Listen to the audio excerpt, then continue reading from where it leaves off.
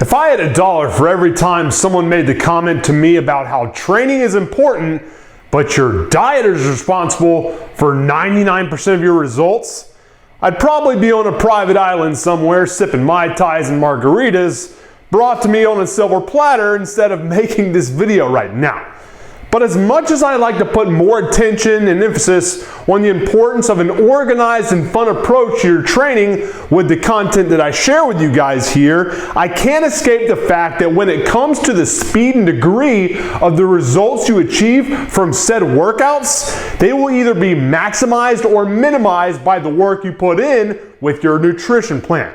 With that said, before I get into my opinion on today's subject matter of carbs versus low carbs in your fat loss diet, let me first state the 3 rules or guidelines you must follow with them in general to position yourself for both short-term and long-term success. Obviously, the number 1 rule for dieting is the same rule you gotta follow with your training. It's gotta be specific to the goals that you've got. Let's say you're trying to lean up. Obviously, you're not going to eat the same way that someone with a goal of trying to build as much lean mass as possible is going to have. So, rule number 1, make sure your diet reflects your goals. The next rule is yet another simple and fundamental one that you just can't escape, but some people lose sight of. And that is that fat loss and muscle gain both come down to a very simple mathematical equation. To gain a pound of muscle, you must be in a caloric surplus that has you consuming 3,500 more calories than you burn.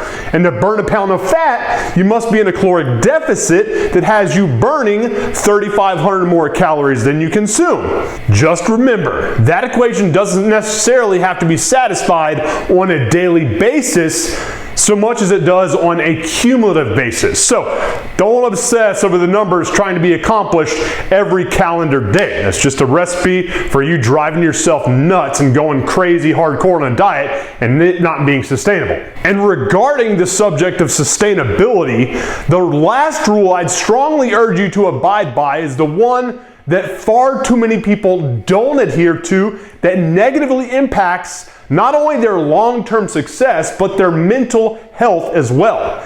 And that is that you should focus most on what is not just fast and effective, but more so what's sustainable long-term.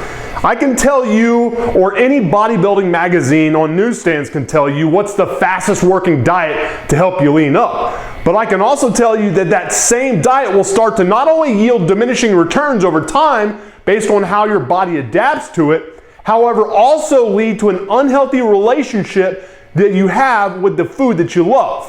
What I'd urge you to do instead of making some of the mistakes I made back in my strict bodybuilding diet days is following a more flexible, intuitive, and reward-based diet that satisfies your main objective of being in a caloric deficit for fat loss while still allowing you to enjoy your favorite foods. For me, this means buckling down for the vast majority of each day, both diet and training wise, and then rewarding myself with a treat that I satisfy my inner fat kid with. I don't like calling it a cheat meal because that to me creates an unhealthy connection in my mind about what that food represents, and I never want to have any negative connotation with any of the delicious and oftentimes nostalgic foods I choose to eat in those spots. If I'm being honest with you, that unhealthy relationship with food is the origin story of many severe eating disorders. And at the end of the day, remember, my number 1 goal for you and for myself is both health and longevity. That's why instead of scheduling in what many call cheat meals or cheat days, I call earning your indulgences. And trust me when I tell you this, because I've been around long enough to hear about and experience many different dieting fads. This one is as close to a perfect bridge to what's fast working and what's sustainable long term as it gets. That's why Weight Watchers has been around for forever. The fundamental principle is that you work to satisfy the number 1 rule of your diet, which is being in a caloric deficit while eating a balance of healthy foods, yet not being forced to give up the sanity that comes from you being able to enjoy your favorite foods. Now, I know that was a long-ass introduction into the subject matter of today's video about whether carbs are the devil they've been made out to be or not when it comes to burning fat with your diet. But I feel strongly about the fact that when you're dealing with something as in-depth and confusing as diets can be, it's important to always come back to those 3 fundamental rules. 1, your diet must be specific to your goal. 2, your diet must aid in the accomplishment of either being in a 3,500 calorie surplus for weight gain or a 3,500 calorie deficit to satisfy weight loss. And 3, you must focus on what's sustainable over simply what works fastest. Got it? Awesome. Now, let's talk about whether natural, energy-dense carbs like fruits, starches, grains, and or legumes should be a part of your fat loss diet. Here's my personal opinion on the matter.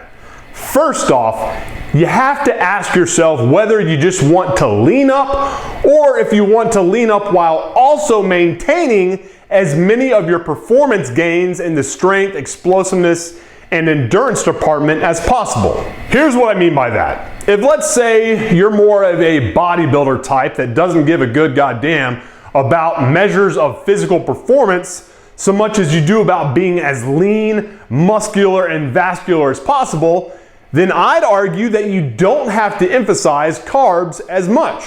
If you don't mind feeling and looking flat during workouts because of depleted glycogen stores in your liver and muscles, then using a low-carb diet that puts you in a caloric deficit is a surefire way to achieve your goals. Now that said, if you're going extreme low-carb, like on a keto diet or just a really low-carb diet, let's say less than 100 grams per day, I'd still make it a point to add a minor carb reload once every 3 to 5 days so your anabolic hormone levels don't completely take a dive. But yeah, other than feeling weak and looking flat instead of pumped during your workouts, low carb diets will most definitely work for you. I'd just be wary of being on them longer than a couple of months, because although it might work for that short time period that you're on them, remember that our bodies are meant to adapt for survival. And because of that survival instinct that your body's got, over time it will override your desires of trimming up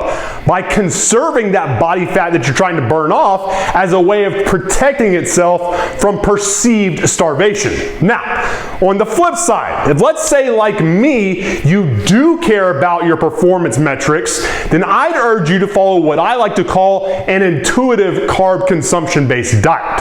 What I mean by that is that you must observe the role that carbs play in your workouts and consume the bulk of your daily allotment for them during the meal right before you train. In other words, if you've got a relatively heavy and or high volume workout plan in the next few hours, your meal beforehand should contain the bulk of your day's carb allotment to help fuel that session. And after that session, given the fact that I'm likely not doing anything that requires a ton of quickly and efficiently produced ATP, I'll go low carb by just sticking with, let's say, high protein, a little bit of fat, and high fibrous vegetables. Why? Because I don't need the carbs to fuel anything directly ahead of me. And that makes it easier to maintain the caloric deficit needed to support fat loss that is my goal. Now, if let's say instead of a heavy, high volume day with weights, you just have a low intensity steady state cardio day plan that doesn't rely as heavily on the ATP produced quickly and efficiently by carbs, then you can afford to go low carb not only on the pre-workout meal, but really the entire day.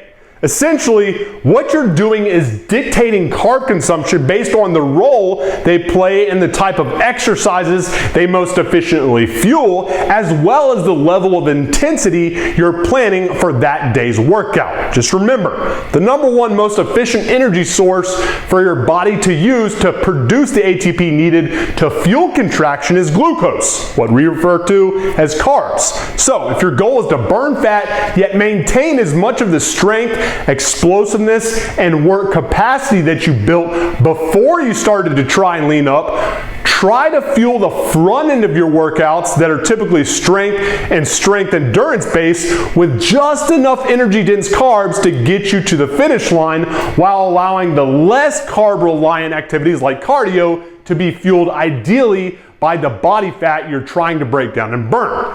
This might take time and tinkering to find the sweet spot for you, but for me, when I'm in the thick of a fat loss specific diet, it's typically about 50 to 75 grams of carbs on that meal beforehand, which for me is usually either a potato and some cruciferous vegetables or some oatmeal and fruit. So yeah, in my mind, carbs aren't the devil that they've been portrayed as of late in the diet industry. But in order to figure out what levels you consume while trying to support the caloric deficit you need to put your body in to satisfy your fat loss goals, you need to first answer that simple question of whether or not you give a damn about your physical performance while dieting down in the first place. If you don't, then just cycle in a higher carb day once every few days to refill glycogen stores and prevent too big of a catabolic effect that chronic low carb dieting can cause. But if you do care about holding on to your performance gains, then utilize that intuitive carb consumption dieting approach that I discussed to fuel the more demanding strength and endurance-based work while letting body fat take over, ideally, to fuel less demanding cardio-based activities afterwards. Follow these rules and guidelines and I assure you that you'll quickly be on your path to achieving the body you want without feeling like a miserable prisoner to an unsustainable diet. Hey man, thanks for checking out today's video. If you enjoyed it and want me to cover more on the subject matter of nutrition, please hit the thumbs up button so I can make sure to give you what you want and need to be successful with your fitness goals. Also, if you haven't already done so, subscribe and hit the alert icon so you get notified the instant that I drop new videos here every Monday, Wednesday, and Friday. And lastly, if you've got any more specific questions or suggestions for future nutrition-based videos, then please leave them for me down in the comment section below. The content that I produce here is predicated on what you guys want my help with. So don't be shy. Use me as your resource for putting together better game plans by asking what questions you need answered. You do your part and I promise I'll do mine. Appreciate your time, guys. Have a good one. MANdler out.